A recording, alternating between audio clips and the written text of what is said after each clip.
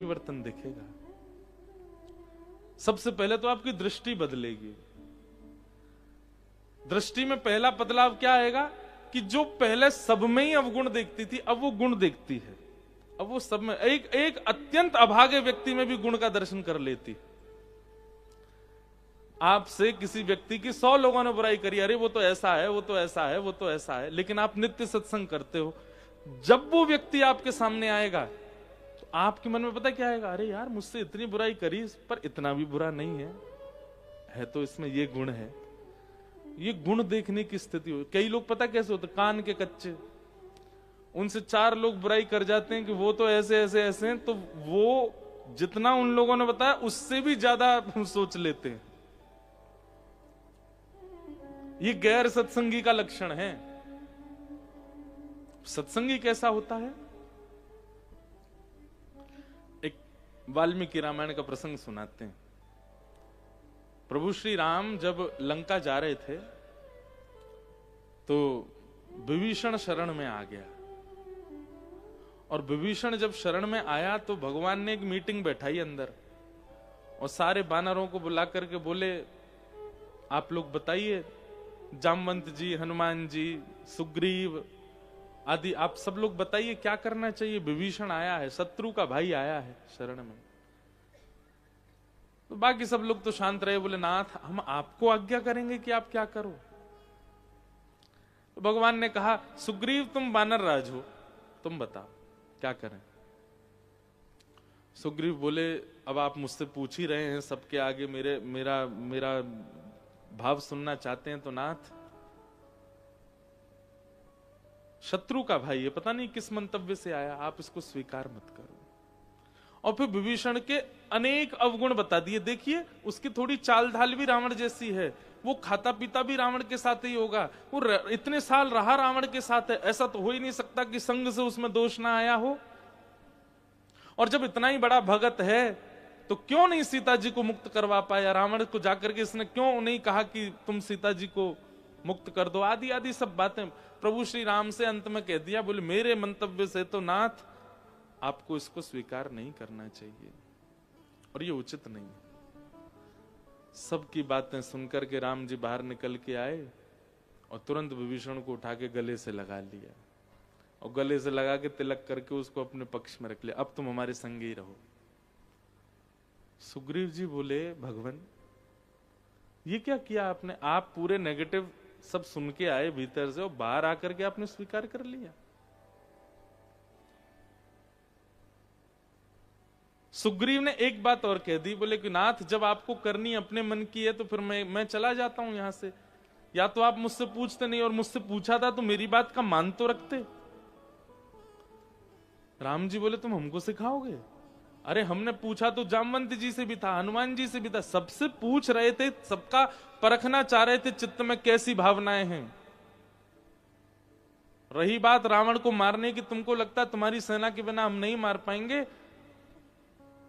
लक्ष्मण जितनी देर में अपनी पलक झपकाता है ना, इतनी देर में अगर हमारी इच्छा हो जाए तो रावण जैसे जन्म ही नहीं लेंगे। रावण का जन्म भी मेरी इच्छा से होता है। विभीषण सुग्रीव भूलो मत, कौन है हम? परमात्मा है। ठाकुर जी का ये लक्षण है कि वे अत्यंत अवगुण सुनने के बाद भी स्वीकार कर लेते हैं। तो ऐसा ही गुण भक्त में भी होना चाहिए। अगर आपकी दृष्टि में गुण दर्शन नहीं होता किसी के भी प्रति, आप दूर हैं भक्ति भाव से। तो सत्संग क्या करेगा? सबसे पहले आपकी दृष्टि को परिवर्तित करेगा। अच्छा, एक तो ये हो गया कि आपको गुण दिखने लग जाएगा, सब में आपको अच्छाइयां दिखने लगेंगी। दूसरी चीज क्या होगी? किसका संग करना चाहिए और किसका संग नहीं करना चाहिए, यह वैसे तो यहां सब मन वाले ही बैठे हैं, फिर भी बेमनसी करके देख लीजिए। 1 महीना पूर्ण होते ही आप अगले दिन देखेंगे आपकी दृष्टि में परिवर्तन होगा, लोगों को देखने का नजरिया बदल जाएगा आपका। दूसरी बात, श्रवण। दूसरा परिवर्तन होगा कानों में। अभी स्थिति कैसी है? किसी के घर की बात चल रही है, 4 लोग कर रहे हैं, और यहाँ पे हम गोलगप्पा खा रहे हैं और गोलगप्पा खाते खाते भी हो जा रहे। ये है संसारी स्थिति। पर वैष्णव की स्थिति कैसी होती है? उसी की ही चर्चा हो रही है, उसी के बारे में ही कह रहे हैं चार बात। अरे ये तो ऐसा है ऐसा, वो सुन करके और दूर चला जाएगा, मुझे सुनाई ही नहीं देगी, वो सुनना ही नहीं है, मुझे इस विषय में पढ़ना नहीं। कोई आके उससे कहेगा ए भाई सुन तेरे बारे में ना वो लोग ऐसे, भाई सुन तेरे हाथ जोड़ू, मुझे मत बता, मुझे सुनना ही नहीं है। ये तो मैंने खुद में अब अनुभव किया, इसलिए मैं बता रहा हूं। हम कथा कह के जाते हैं, ऐसा नहीं है कि सबको अच्छी लगती है, कईयों को बहुत बुरी भी लगती है। ये ऐसा क्यों बोल जाते हैं? तो लोग बाग फिर फोन करते हैं, घर के लोग हों या मित्र लोग हों, बोले भाई आज तुम कथा में ऐसे ऐसे कह रहे थे। कोई व्यक्ति, मैं सुन भाई मैं व्यस्त, तुम बाद में बात करता हूं, काट दूं, मुझे सुनना ही नहीं है। सत्संगी व्यक्ति का ये नियम हो जाता है, ना तो वो अपने अपवाद की बातें, ना किसी और की अपवाद की। किसी की अच्छाई चल रही है, किसी की बुराई चल रही है, उसको इन सब चीजों से पता नहीं क्यों घृणा होती है, वो दूर रहेगा। बोला भाई मेरे सामने बैठो, मेरे पास बैठो, या तो कोई अच्छी चर्चा कर लो या कोई भगवत चर्चा कर लो। इसके अलावा किसी की निंदा, किसी की स्तुति मुझे सुनने में कोई रुचि नहीं। ऐसी होगी तो कानों में परिवर्तन होगा। और तीसरा परिवर्तन होगा वाणी में। लिख लीजिएगा, सत्संगी बहुत कम बोलेगा, बहुजल्पिक नहीं होगा, और ना ज्यादा बोलने की उसकी इच्छा होगी। मुझे मत घूरिएगा कि आप तो बोले ही रहे हो इतनी देर से, ये बोलना नहीं है।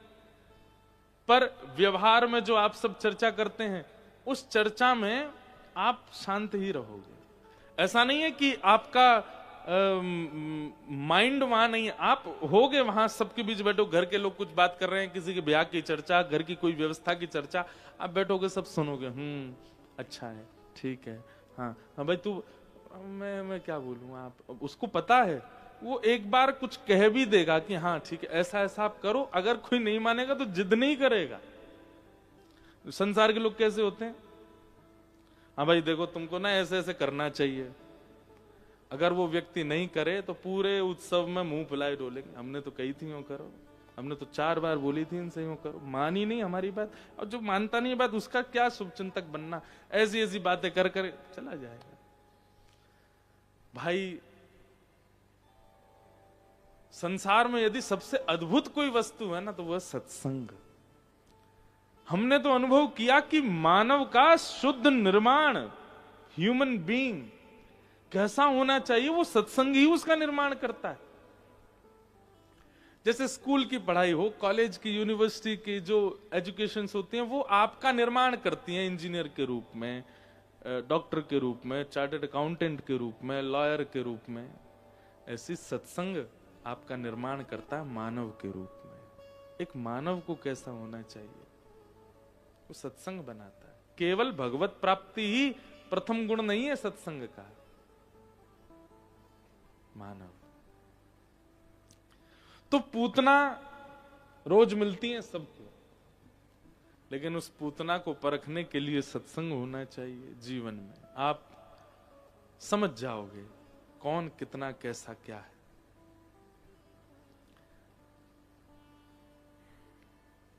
पूतना जैसी आई, यशोदा मैया उसको देखने लगी। यशोदा मैया तो बोली लाओ लाला दे दो। अरे बहन बड़ी दिना में देखी हो, कहां ते आई हो, मैंने तो पहली बार देखी हो।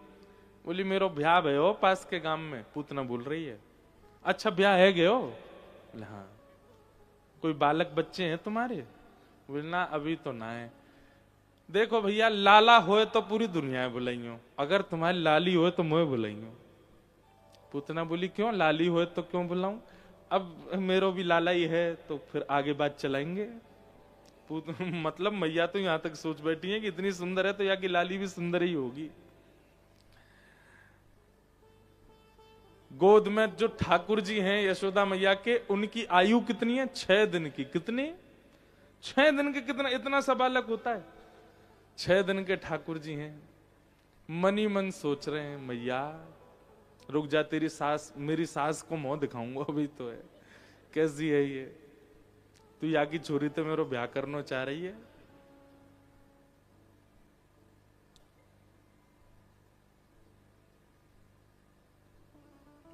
पूतना ने ठाकुर जी को गोद में लिया। यशोदा मैया किसी कारण से चली गई। इतना विश्वास हो गया कि भाई इतनी सुंदर है, इतने बढ़िया वस्त्र है तो अच्छी होगी। ठाकुर जी एक संकेत कर रहे हैं यहां पर, ध्यान दीजिएगा। यशोदा मैया हम सब सेवा करने वाले जितने भी यहां बैठे जो सेवा करते हैं ठाकुर जी की, हम सबकी अग्रगण्या हैं यशोदा मैया। यशोदा मैया जब पूतना पर मोहित हो सकती हैं तो हम भी हो सकते हैं, ये इस बात का संकेत है। इसलिए बहुत सावधानी रखनी है पूतनाओं से।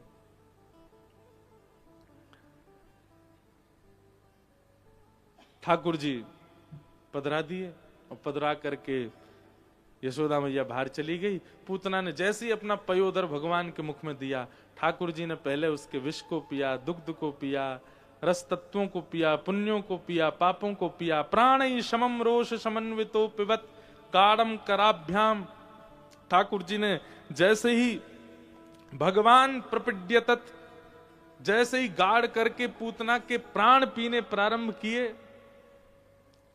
धीमे धीमे पूतना को पसीना आने लगा, घबराहट सी होने लगी। इतनी देर हो गई, ये बालक मरता क्यों नहीं है? ठाकुर जी को खूब उसने पकड़ करके दूर, सा मुंच मुंचाल मत प्रभाषणी, ठाकुर जी को दूर फेंकने लगी। लेकिन ठाकुर जी ने तो ऐसे कस के पकड़ा है पूतना को कि नहीं, अब तो ठिकाने लगा के छोड़ेंगे हम।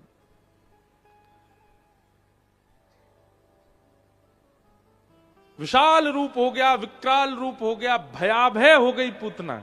एक घटना और घटी थी, क्या कि पूतना को सबने देखा और सब सिहा रहे थे पूतना को देख के।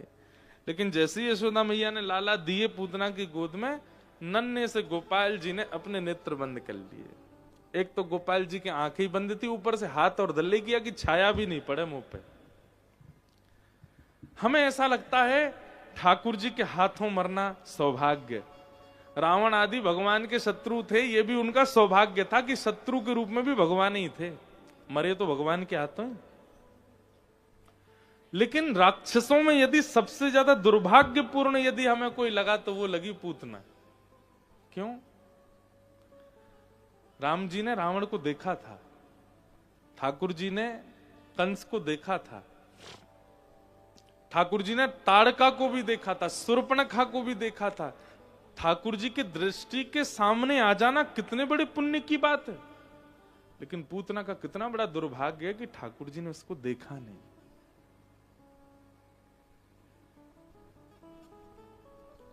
इसलिए आप समझ रहे हैं बात को। राक्षस मतलब काम की पराकाष्ठा, क्रोध की पराकाष्ठा, ईर्ष्या की पराकाष्ठा जिनमें है उनको राक्षस कहते हैं। पर पूतना राक्षसी तो है, काम क्रोध लोभ ईर्ष्या सबकी पराकाष्ठा तो है, पर इसमें एक अवगुण ऐसा है जिसके कारण ठाकुर जी इसको नहीं देख रहे हैं। और वो अवगुण क्या है?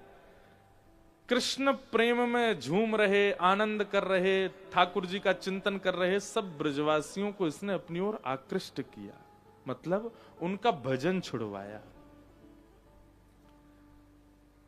ठाकुर जी किसको नहीं देखते हैं? जो वैष्णवों के भक्ति में बाधा बनता है उसको दृष्टि से देखते नहीं। और दूसरा, जो अपनी वास्तविकता में नहीं रहता है ठाकुर जी उसको नहीं देखते हैं। जो रूप बदल करके रहे उसको देखते नहीं। इसलिए भैया ये दो चीजों पर बहुत विशेष ध्यान रखिएगा। एक तो वास्तविकता ठाकुर जी के सामने प्रस्तुत करो, और दूसरा अन्य यदि कोई भगवत भजन में है उसके भजन में बाधा कभी मत बनो, नहीं तो ठाकुर जी आपको देखेंगे नहीं। एक पंढरपुर में एक भक्त थे, उनका नाम था चोखो मेला। क्या नाम था?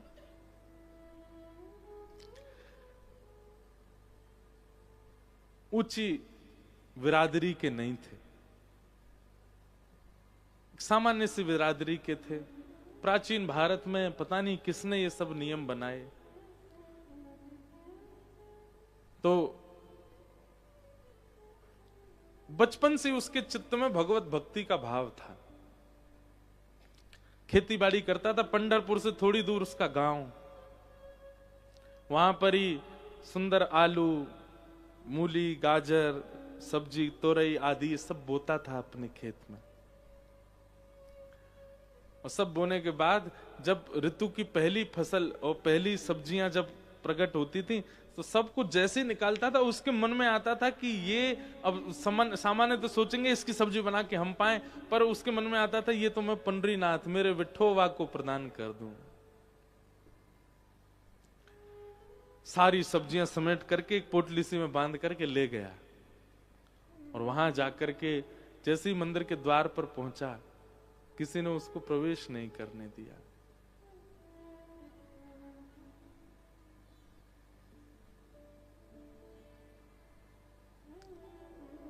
बाहरी किसी को पधरा दी सारी सब्जियां, उन्होंने भी भोग नहीं लगाया, बोले कि अरे इसके हाथ की सब्जी ठाकुर जी को जाएगी।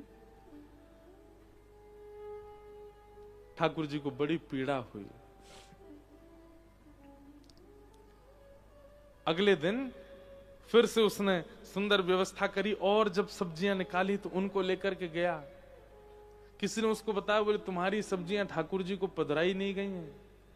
तो आज वो हठ पूर्वक मंदिर में प्रविष्ट हो गया, भीतर चला गया, ठाकुर जी के सन्मुख पधराने लगा। पुजारियों ने झुंड बना करके और कुछ लोगों ने उसको पकड़ करके खूब पीटा। बोले तू घुसा कैसे भीतर, तुझे अधिकार नहीं आने का। जैसे ही उस पर हाथ उठाया पंडरीनाथ भगवान ने भीतर से अपनी किवाड़ बंद कर ली। पुजारियों ने देखा कि कोई भीतर है क्या, बोले कोई नहीं है भीतर। फिर मंदिर कैसे बंद हुआ, खूब प्रयास किए, ठाकुर जी ने मंदिर नहीं खोला। 24 घंटे हो गए ठाकुर जी ने मंदिर नहीं खोला।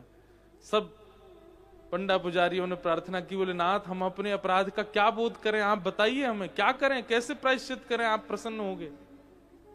बोले मेरा भक्त आया था, तुमने उसको मार पीट के भगाया, जाओ जाकर के उसको उसकी मल्लम पट्टी करके व्यवस्थित रूप से लेके आओ, तब मैं द्वार खोलूंगा। ऐसे भक्त वत्सल ठाकुर जी।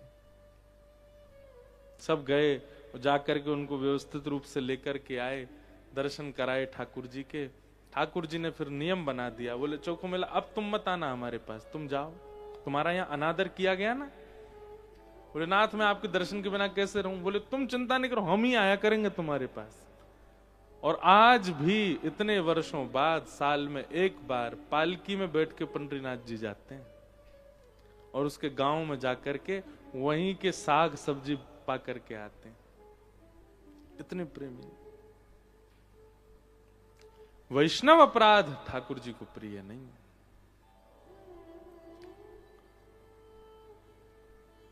पूतना अपने रूप में आ गई। भगवान ने जैसे ही देखा कि अब राक्षसी बन गई, तुरंत ठाकुर जी ने अपने हाथ हटा लिए और अब देखा पूतना को, हां अब आई ना अपने असली रूप में। भगवान ने उसके प्राण पी लिए और विशाल स्वरूप पूतना का गिर पड़ा, वध हुआ। बोल पूतना मर्दन भगवान की जय। सब ब्रजवासियों ने जैसी देखा इतनी विशाल पूतना गिरी पड़ी है, जोर की आवाज आई, सब दौड़ करके गए। जाकर के ठाकुर जी को उठा करके गौशाला ले गए, गौमूत्र से स्नान कराया, गौरज भगवान के श्री अंग में लगाई और ठाकुर जी को गौ पुच्छ से झाड़ा दिया। बाल्यकाल से ही ठाकुर जी की सेवा में गैया है। 6 दिन के ठाकुर जी गौमूत्र से स्नान कर रहे हैं, गौरज लगवा रहे हैं और गौ पुच्छ से झाड़ा लगवा रहे हैं। ऐसी गैया से प्रेम करते हैं श्री ठाकुर जी। धीमे धीमे ठाकुर जी अब 3 महीना के भये। करवट उत्सव हुआ। पहली करवट लई ठाकुर जी ने। सक्टासुर नाम का एक दैत्य आया, 3 महीना की आयु में उसको वध कर दिया ठाकुर जी ने। सक्टासुर जो था वो एक सकट बैलगाड़ी के नीचे ठाकुर जी सुला गई मैया, उसके ऊपर आके बैठा। भगवान ने एक पैर लंबा करके बैलगाड़ी को घेर दिया, सक्टासुर का वध। अब इसके पीछे भी बड़ी सुंदर लीला है कि सक्टासुर कौन है, उसका वध क्यों किया, बैलगाड़ी क्या है, सबके बड़े भाव बताए गए। केवल कथानक नहीं है ब्रज लीला, एक एक लीला के पीछे कारण है। जैसे सकट किसको कहते हैं? सकट कहते हैं बैलगाड़ी को। बहुत ध्यान से सुनिएगा। बैलगाड़ी मतलब जिस पर बैठ करके सफर किया जाता है। तो अब इसका हम लोगों के समझने में क्या अर्थ है? सकट किसको कहते हैं? गृहस्थ आश्रम को। जिस आश्रम में प्रवेश करके हम अपने जीवन के सफर पर आगे बढ़ते हैं, ऐसा कहते हैं। मुझे तो नहीं पता, आपको ज्यादा अनुभव होगा कि भाई असली सफर तो ब्याह के बाद ही शुरू होता है महाराज जी? ना तो मुझे पता ना आपको पता, हम तो केवल व्यास मंच पर बैठ के ज्ञान दे रहे हैं। कहते हैं असली सफर तो उसके बाद ही। इसलिए सकट क्या, देखो ध्यान से सुनना, बहुत अच्छी बात है। सकट क्या है? बैलगाड़ी। बैलगाड़ी का प्रयोजन क्या है? सफर करना। ऐसी सकट क्या है? गृहस्थ आश्रम। और गृहस्थाश्रम के बाद एक सफर प्रारंभ होता है। गृहस्थाश्रम रूपी बैलगाड़ी पर सब बैठते हैं। माताजी बैठेंगी, पिताजी बैठेंगे, सास बैठेंगी, ससुर बैठेंगे, बच्चे बैठेंगे, परिजन बैठेंगे, प्रियजन बैठेंगे, बच्चों के परवरिश बैठेगी, सब ये सब उस गृहस्थाश्रम रूपी बैलगाड़ी पर बैठते हैं। सबको स्मूथ चाहिए और सबकी एक्सपेक्टेशन आप दोनों से ही है। बस तुम दोनों ही हमको स्मूथ लाइफ दो। आपके माता पिता भी, आपके सास ससुर भी, आपके बच्चे भी, सबको आपसे ही उम्मीद है। पर बैलगाड़ी स्मूथ कैसे चलेगी? उसके दो पहिए हैं, एक पति एक पत्नी। एक भी अगर ज्यादा बड़ा होगा तो बैलगाड़ी लड़खड़ाएगी। दोनों को समान होना चाहिए। एक दूसरे की बुद्धि से, एक दूसरे के व्यवहार से, एक दूसरे के स्वभाव से नहीं भी मेल खा रहे हो तो प्रयास करो कि मेल हो, एक दूसरे के सम रहो। समझ रहे हैं ना बात को? दो चक्के हैं, दोनों समान होने चाहिए, तभी ऊपर बैठे हुए यात्रियों को अनुभव होगा कि हमारी यात्रा उचित है। अच्छा, पहिए भी बराबर है, यात्री भी बैठ गए, बैलगाड़ी भी खूब मजबूत है, खूब बढ़िया महाराज। कितने गुण मिलते हैं ब्याह के लिए? कितने? 36, अधिक से अधिक 36 मिल गए पूरे। मतलब बैलगाड़ी बिल्कुल बढ़िया है। सब लोग, माता पिता सोचते हैं अब तो हमारा जीवन बहुत बढ़िया है, ऐसी बहू आ रही है। 36 गुण मिले। सास ससुर कह रहे हैं हमारे होने वाले दामाद बहुत, सब बहुत प्रसन्न हैं। लेकिन बैलगाड़ी आगे कैसे बढ़े अगर दो वृषभ ना हो? दो नहीं, एक ही वृषभ हो। वृषभ का मतलब क्या है? धर्म। वृषभ के 4 पैर होते हैं बैल के। धर्म के 4 चरण कौन कौन से? सत्य, दान, दया और पवित्रता। ये धर्म के 4 चरण हैं। आपके पास सब कुछ है, दोनों के एक दूसरे से मेल भी बढ़िया हो गए, गुण भी सारे मिल गए, सब घर के लोग राजी हो गए, सब बहुत व्यवस्थित हो गया, लेकिन धर्म रूपी वृषभ आगे नहीं है। यानी कि सत्य, दान, दया और पवित्रता, ये 4 चरण वाला वृषभ यदि नहीं है तो बैलगाड़ी खड़ी रहेगी, चढ़ेगी नहीं आगे। सत्य का आश्रय, दान का आश्रय, दया का आश्रय और पवित्रता का आश्रय। और ये भी इन चारों का आश्रय एक ही पहिया करे, एक ना करे तो भी बैलगाड़ी नहीं बढ़ेगी आगे, दोनों को करना पड़ेगा।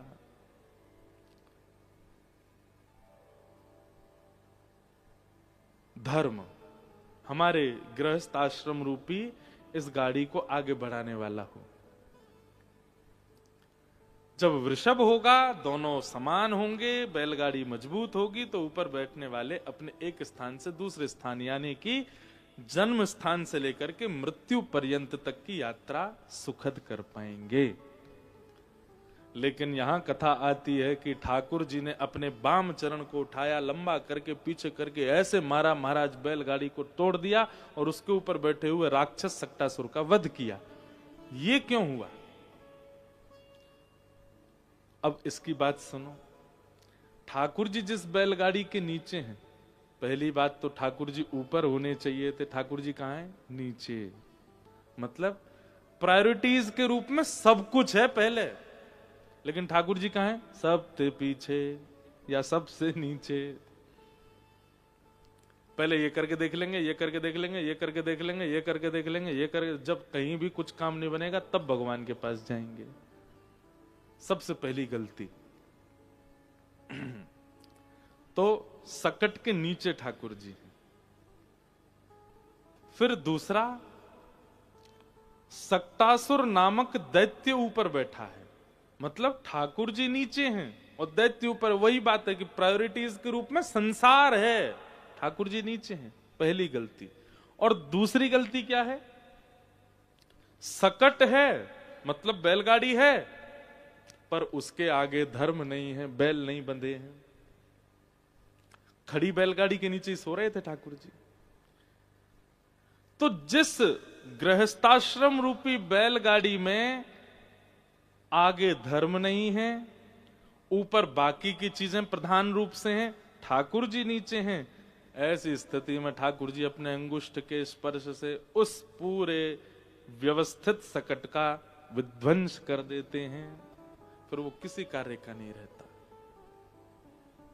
ये पूरी लीला है, सकट भंजन लीला, सक्टासुर वध लीला। इसलिए गृहस्थाश्रमियों को 2-3 काम यहां बहुत विशेष रूप से करने हैं। और वो क्या है?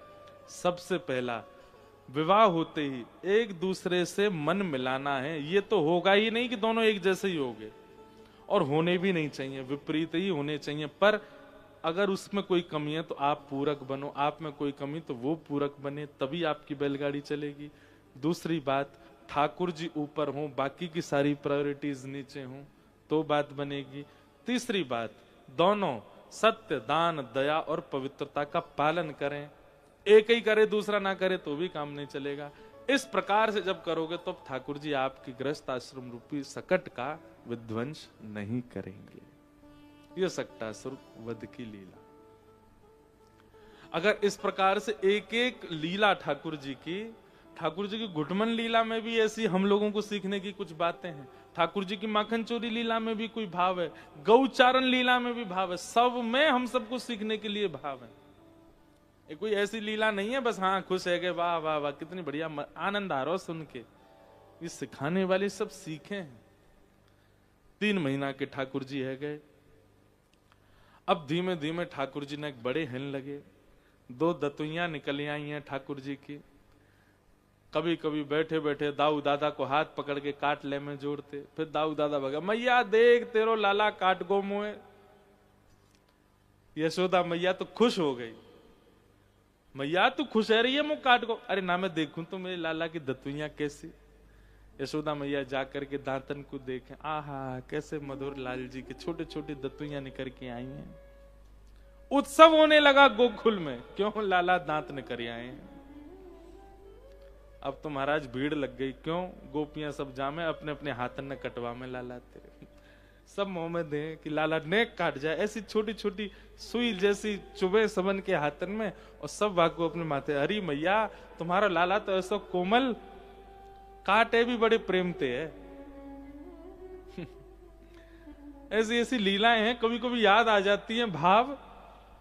एक लीला है मेरे को याद आ जाए तो, ठाकुर जी के कर्ण भेदन संस्कार की लीला। देखूं अगर पद मिल जाए तो, लाल जी के कर्ण भेदन लीला की बहुत सुंदर एक लीला है। लाल जी जैसे ही 6-7 महीना के भय नेक नेक घुटमुन चलना सीख गए हैं। 7 महीने के घुटमुन चलते हैं? हाँ मैं 9-10 के मान लो, अनुभव हमें कम है ना, आप सबको होगा।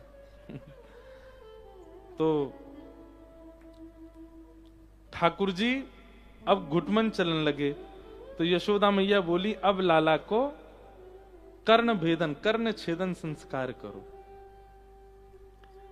और सांडिल्य मुनि आए, और सांडिल्य मुनि आकर के लाला की कर्ण छेदन संस्कार की लीला कर रहे हैं।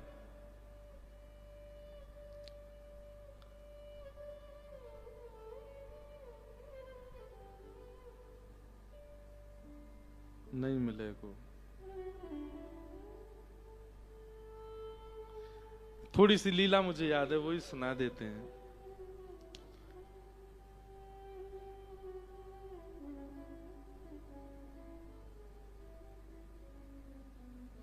हाँ, तो लीला सुना देते हैं, वो पद तो नहीं मिल रहा है। ठाकुर जी की कर्ण छेदन संस्कार है रोए। लाला कुआस सुबेरे उठाई दियो, बढ़िया सुंदर मैया ने नवायो धुवायो, केश काट दिए, पीली पीताम्बरी पहनाई, आंखन में काजल लगायो, एक डिटोना गाल पे धर दियो, सुंदर तिलक धराए, मोर पिछ लगायो, सुंदर सुंदर लाला को कुंडल पहनाए। अभी कुंडल ऊपर धारण ना करें, सो मैया ने ऐसे कुंडल बनवाए हैं, वो गोल यूं आजामे लाल जी के, तो ये ऐसे मोड़ के मैया ऐसे चूड़ी जैसे कुंडल है यूं धरा दें, तो ठाकुर जी के यहाँ 2 मोती से लटकते रहे, ऐसे ठाकुर जी के कुंडल धराए, कौंधनी पहनाई। लाल जी समझ गए कि आज कछु उत्सव है, यही मारे मैया इतना श्रृंगार कर रही है। नीचे सब मंगल बाजे बजा रहे हैं, गा रहे हैं, आनंद कर रहे हैं, कदली फल के वृक्ष लगे हैं। ठाकुर जी बड़े प्रसन्न हैं, बोले आज कछु उत्सव है रोए। मैया लेकर के लाल जी को आई, चौकी पे बैठी, सब लोग पुष्प चढ़ा रहे, ऐसे ही पद में वर्णन है पूरा। ठाकुर जी को तिलक किया गयो, आरती करी, नजर उतारी, ठाकुर जी अब तक तो बड़े प्रसन्न।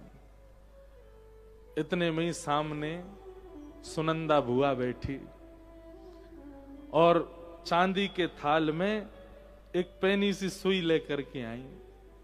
अब जैसे ही वो स्वर्ण की सुई उठाई सुनंदा बुआ ने, तो ठाकुर जी वह सुई देखें, और सुई देख करके और फिर मैया देखें। मैया लाला के नेत्र बंद कर रही है, कहीं लाला डरे नहीं, और ठाकुर जी बार बार मैया को हाथ खींचे, फिर सुई देखें, फिर मैया देखे, बोले जम का होएगो, ये तो धोखो दियो जा रहा हो हमें।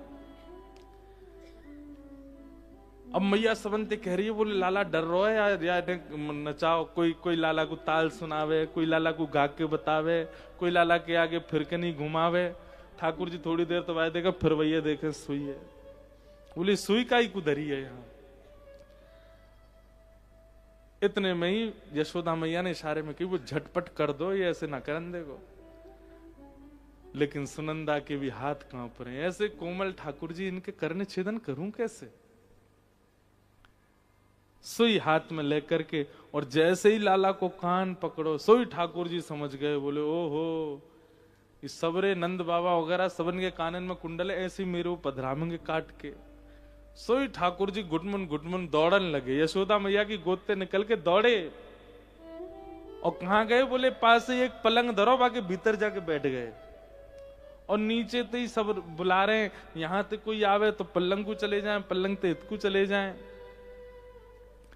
और ठाकुर जी ऐसे घबरा रहे हैं, ऊपर से सब देवता देख रहे हैं, बोले अरे ब्रजवासियों तुम्हारे हाथ जोड़े, ये परमात्मा है, कहीं इनको ज्यादा भय लग गया तो नूतन प्रलय हो जाएगा। यशोदा मैया ने अपनी साड़ी खोची, बोले आज लाला को करना ही है, या पकड़ो दारी के।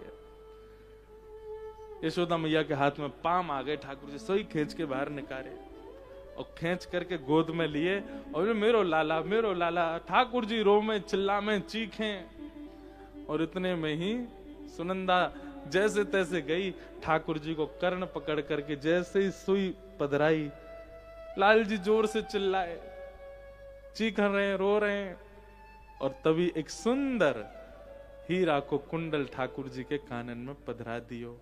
धीमे धीमे ठाकुर जी शांत है गए। नंद बाबा गौशाला में घुमा के लाए, गैयान के बीच में खेले, बीच बीच में कान पकड़ के रो में, सब वर्णन कियो पद में, और ठाकुर जी को कर्ण भेदन संस्कार भयो। अब लाल जी के कानन में छोटे छोटे हीरा के सुंदर सुंदर कुंडल विराज रहे हैं। ज्यो ज्यो लाला बड़े हैं रहे, त्यों त्यों रूप माधुरी ऐसी ठाकुर जी की सबके चित्त में बस रही है। अब तो केवल ब्रजवासियों को एक ही काम है, देखे बिन कान्हा जब मन नाही माना, इन आंखों से आज हमने ब्रह्म पहचाना है। कृष्ण चरण कमलों में मन को लगाना, इन गोपियों का ताना ये उल्हाना तो बहाना है। सब गोपियां नए नए बहाने लेकर के आमे, अरे मैया हमारे घर से दूध खत्म है, कोने दूध दे दो। दूध लेवे के बहाने आमे ढूंढे, कौन है, कहाँ है नंद नंदन, कहाँ है श्याम सुंदर। ऐसे ही सब ब्रजवासी पूरे दिन आते हैं, ठाकुर जी को देखते हैं। अब लाला 1 वर्ष के है गए। यशोदा मैया की उंगली पकड़ करके नेक नेक उठनो सीख गए। अब धीमे धीमे चरण आगे धर के ठाकुर जी चलनो सीख गए।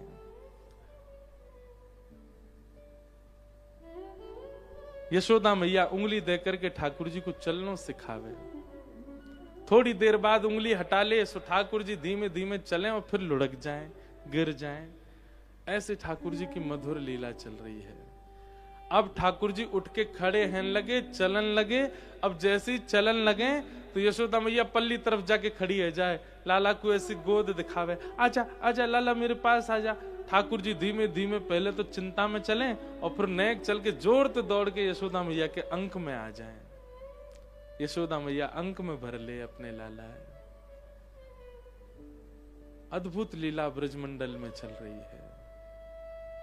ब्रह्मा आदि देवता कह रहे हैं श्रुति म परे स्मृति म परे भजन्तु भव भीता नीतिम अपरे अहम तु नंदम वृंदे यस्यालिंदे ब्रह्म वसिता। बोले अगर कोई पूछ रहा है ब्रह्म कहाँ है, कोई कहता उपनिषदों में, कोई कहता शास्त्रों में, कोई कहता वेदों में, कोई कहता पुराणों में। अरे भैया परब्रह्म तो साक्षात वृंदावन में है, साक्षात ब्रजमंडल में है। ऐसे परब्रह्म का दर्शन देवताओं ने भी कभी नहीं किया जैसे परब्रह्म का दर्शन ब्रज में हो रहा है। इसलिए ब्रज सर्वश्रेष्ठ है। यहां ठाकुर जी ने वो लीलाएं की हैं जो देवताओं की सोच से भी परे हैं।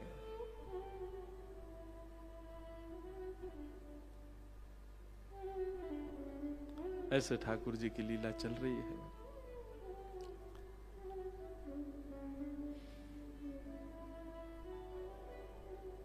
छोटे से लाल जी अब 1 वर्ष के है गए।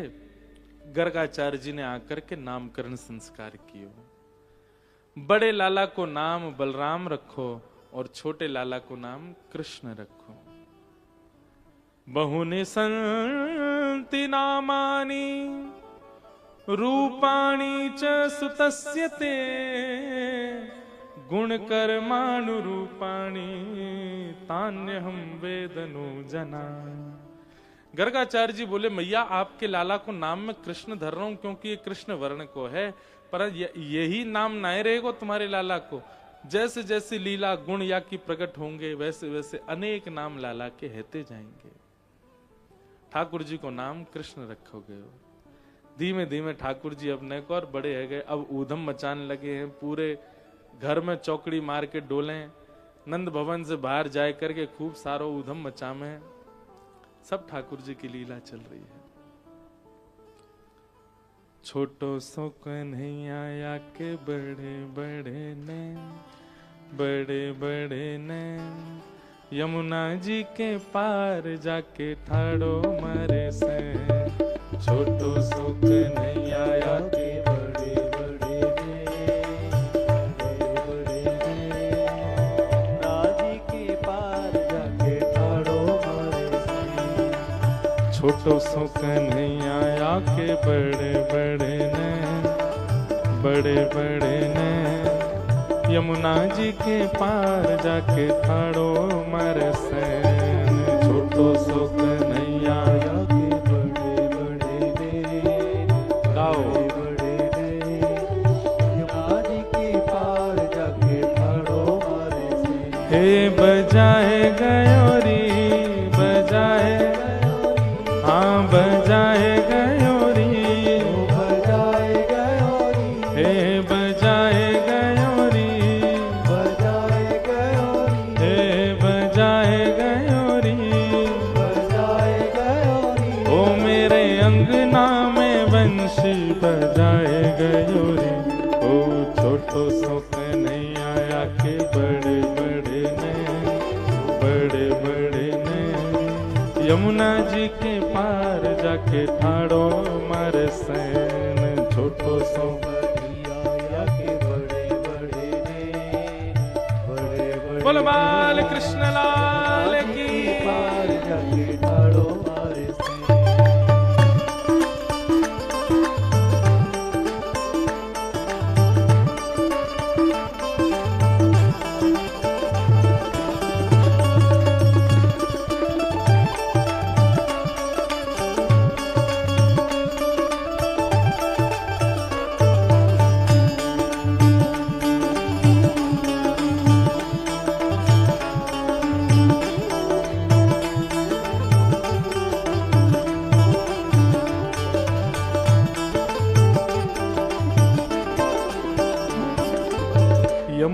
के तट गई भरन को गागर, यमुना के तट गई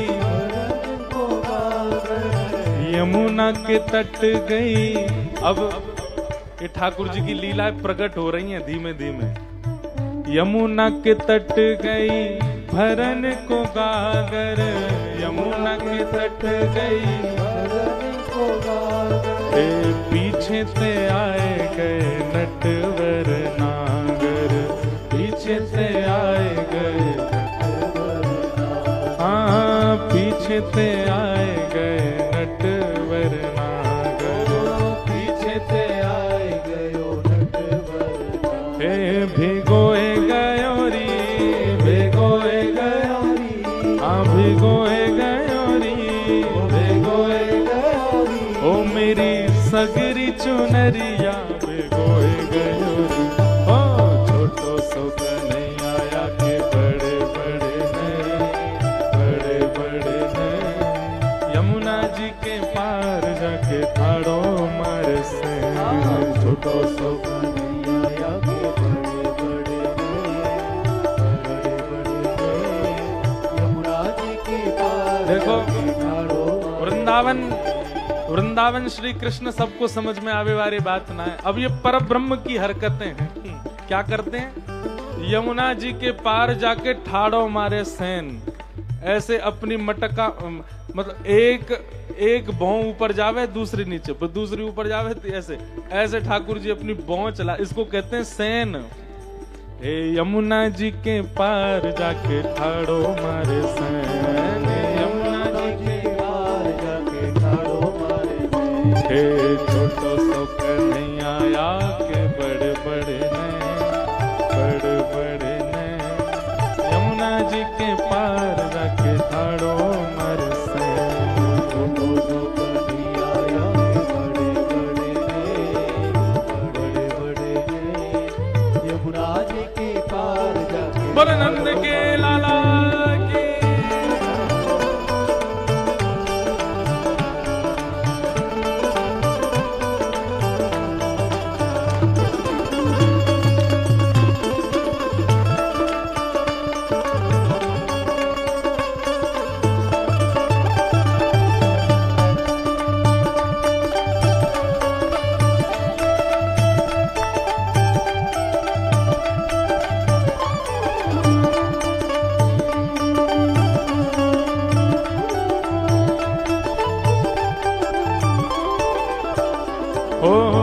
अड़के खड़ो है मेरी गैल में आके, अड़के खड़ो है मेरी